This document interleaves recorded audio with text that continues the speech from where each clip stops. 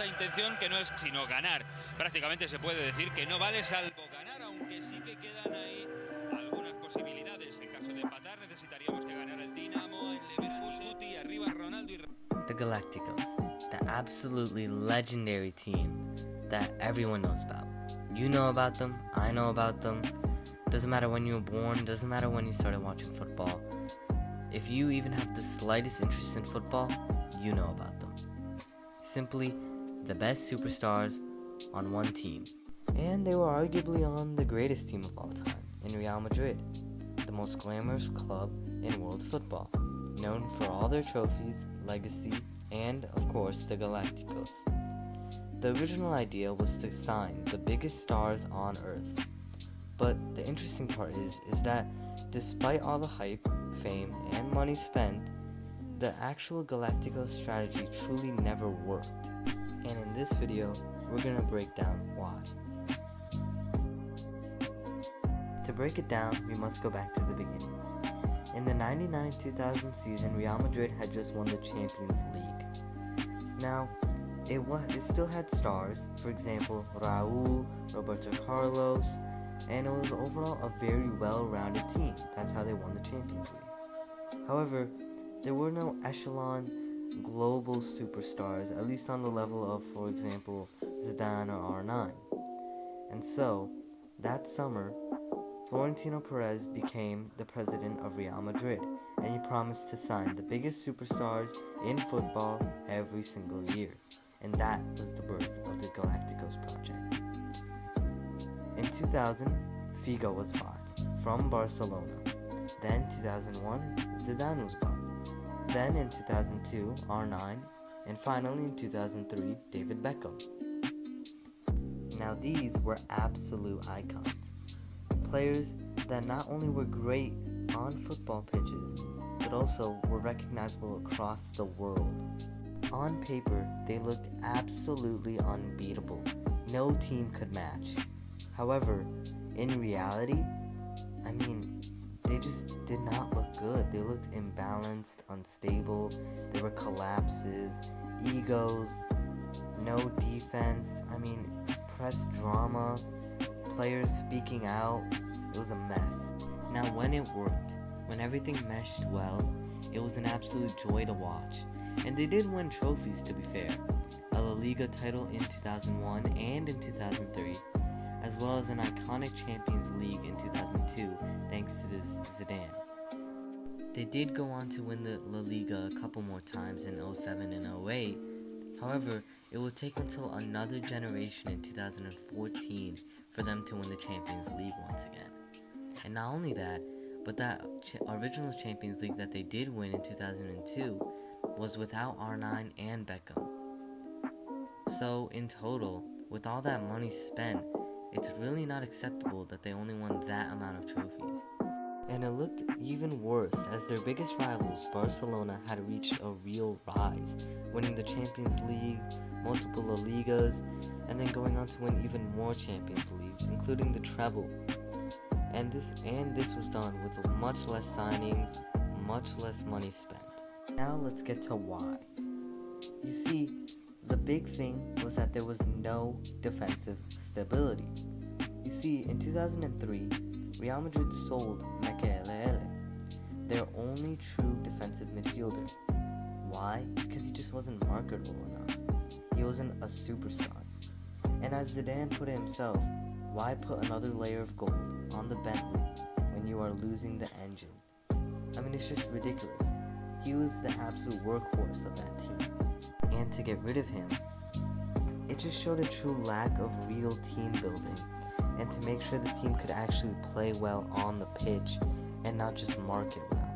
It simply showed a lack of glue and not enough people to do the dirty work, and instead too many stars with high egos and not enough chemistry. In a successful team, you need both the superstars and the workhorses, and getting rid of someone like Mekele, who was perfect to provide that, it just was not it. And now adding more superstars just wrecked the team even more. The club made decisions based on the brand, not tactics, marketing over managers. And there was also no real long-term planning. Coaches were fired regularly, projects were scrapped, and the team became very flashy, nice to watch, but fragile and easy to break. However, it may have not really failed. Although their trophies are limited on the pitch, the Galácticos were a global victory. It transformed and solidified Real Madrid as the most famous club around the world. It generated millions upon millions of shirt sales. Beckham's signing alone generated over 1 million shirt sales in one season. Real Madrid became the most recognizable club in the world. Sponsorship deals grew and revenue exploded. The Galácticos didn't just change Real Madrid, they changed the business of the entirety of football.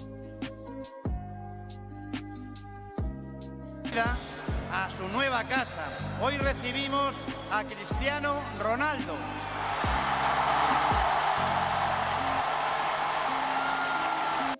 In 2009, the next generation of Real Madrid Galácticos started. With the signings of Cristiano Ronaldo, Kaká, Benzema, and Xabi Alonso, they were able to start again. And this time it was more successful, much more successful.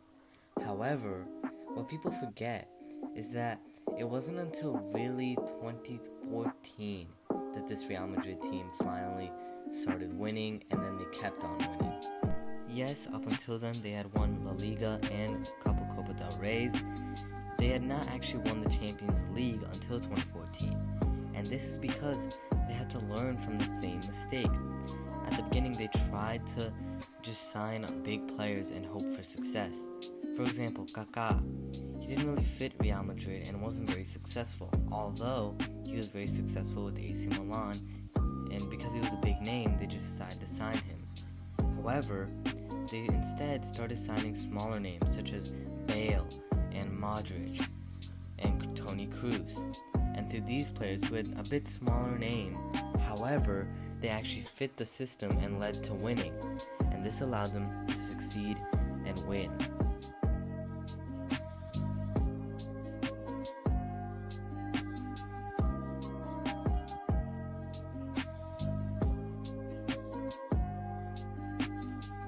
And here we are in the present day.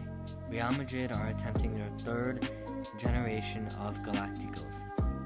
And unfortunately, it has not worked once again. Coming off of winning the Champions League, they decided to sign Kylian Mbappe, arguably the best player in the world. And unfortunately, it has not worked out. Right after winning the Champions League and La Liga, they have now gone trophyless this season. And it's not Mbappe's fault. It is simply that he does not fit the system and that he has caused an imbalance in the team. There's too many superstars, not enough chemistry, not enough glue guys, not enough people who can sacrifice for the team. And instead, it has caused the team to get worse, somehow signing the best player in the world who has just won the Golden Boot. It's gotten worse, and it's unfortunate. Now, one major difference is that Real Madrid have not spent nearly as much money. They've been able to get, for example, Kylian Mbappe for free. They've also gotten Trent Alexander-Arnold for free, and overall they're managing their checks very well.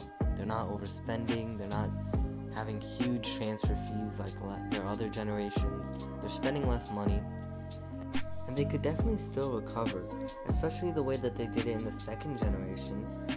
They were able to recover, they bought more lower names but better fits, people who could sacrifice and actually help the team to win.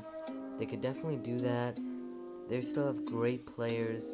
It's not the end of the world, but I think it's just proven that this overall Galácticos system where you just buy all the superstars, just buy them and put them on a team and expect them to play, it just does not work. The Galácticos system overall does not work.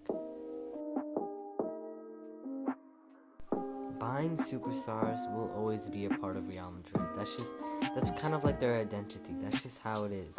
It's a superstar club, but not every single player you buy can be a superstar. It It just creates an imbalance, too much ego.